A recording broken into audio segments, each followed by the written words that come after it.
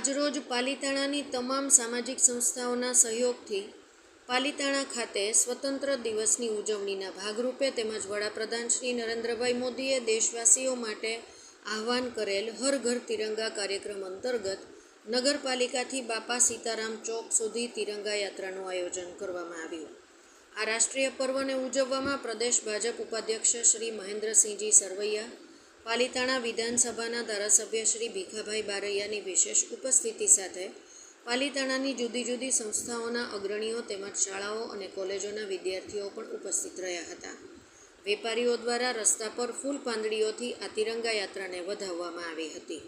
તિરંગા યાત્રાને અંતે ધારાસભ્ય શ્રી ભીખાભાઈ બારૈયા અને નગરપાલિકા પ્રમુખ શ્રી ભૂપેન્દ્રસિંહ ગોહિલ દ્વારા ઉપસ્થિત તમામ સંસ્થાઓ, શાળાઓ, કોલેજો અને શહેરીજનો તેમજ પોલીસ સ્ટાફનો આભાર માનવામાં આવ્યો હતો। ભરત પરમાર સાથે સ્પીડ ન્યૂઝ 17।